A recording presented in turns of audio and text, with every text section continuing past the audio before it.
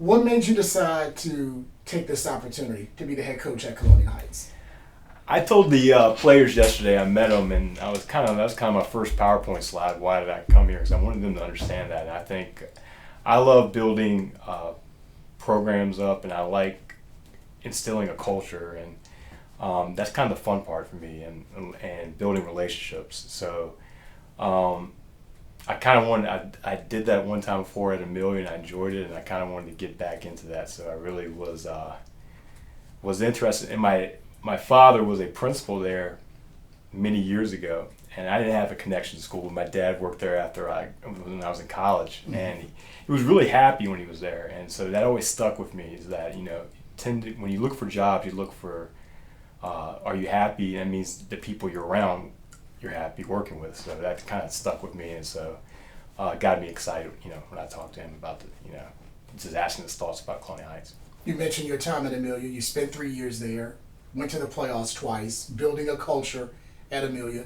How do you think that time there will help you build a culture at Colonial Heights? I feel like, anytime it's your second time around, you understand the things you do well the first time around and things you probably would like to improve on. I have a clearer vision of what I want to do, and I know how I want to implement it. And so hopefully, right now we're in the process of getting the right people as far as coaches on board. But I have a clear vision, and I'm not really talking about schematically, although I have a clear vision of that. I'm really talking about how we want to set our core values and what we want our program to look like on a day in, day out basis. And so I'm more process oriented than results. To me, if you have a program that's committed to excellence on a day in, day out basis, then the results will happen eventually. They'll happen when they happen. So that part excites me. I like the day in, day out process of that, and that's what excites me as far as this opportunity. Having been at Prince George for a while as the OC here, you kind of saw Colonial Heights from afar. Mm-hmm. What impressed you about the times that you saw Colonial Heights in person and also on film? Well, knowing some of their staff members, I know they had good football coaches. Their players really impressed me this year. They were bigger than I've seen them in a long time, which means that they've really been hitting the weight room. I know they had new advancements to the weight room within the last 3 or 4 years, and you could tell on the field they were bigger, they were stronger, they were faster, and that excited me. And then the opportunity to build on that is, you always want to, and when you have a new weight room, people get excited about that, to install our strength and conditioning routine with our young players, and maybe getting some more younger players involved in that, it kind of excites me and stuff like that. I guess the biggest thing now for Colonial Heights is consistency, because you'll be the 5th different head coach since Remus left. Yes. In 2015, I think, was his last year.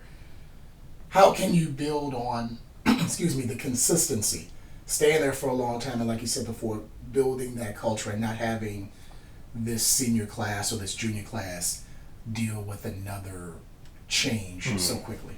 Well, day in, day out, I think you just have to have a consistent message with the kids, and I tend to tell them, don't trust my words, it's more my actions. I want them to trust people's actions, not the words. I can go in and tell them that I'm not going anywhere, but that doesn't mean anything. To me, it's more about your actions, and I think your actions over the long term is what wins over people. And so I don't make promises on wins and losses or this and that. What I'm going to do is I can promise them that I'm going to work hard, and they're going to see that by me being there day in, day out and putting my best effort into improving our program. But you're correct. There needs to be consistency.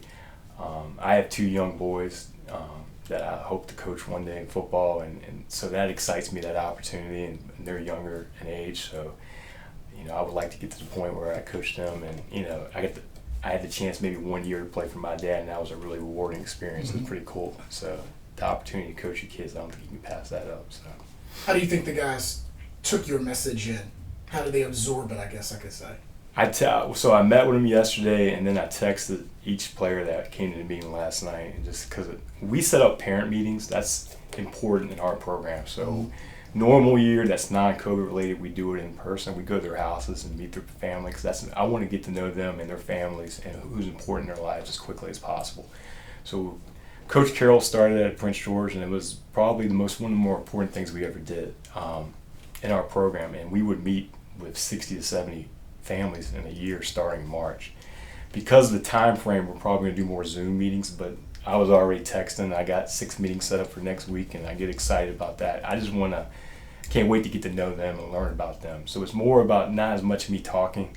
I mean, obviously you want to show the parents what your culture's like, what their program's like, but it's more me listening to what's their story.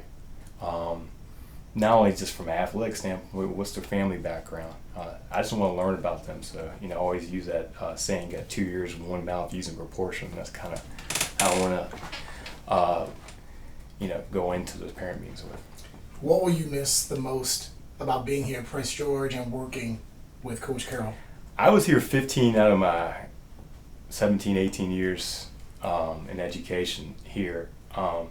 Coach Carroll is probably the hardest working man I've ever met, and he's probably also one of the more humble people I've ever met. And so not only was he been a mentor to me, he is a great friend. So I'm not going to miss his relationship, because we're going to still talk and everything like that. I'm not going to say we've never seen each other again, but just working for him, we had a loyal staff and loyal to him.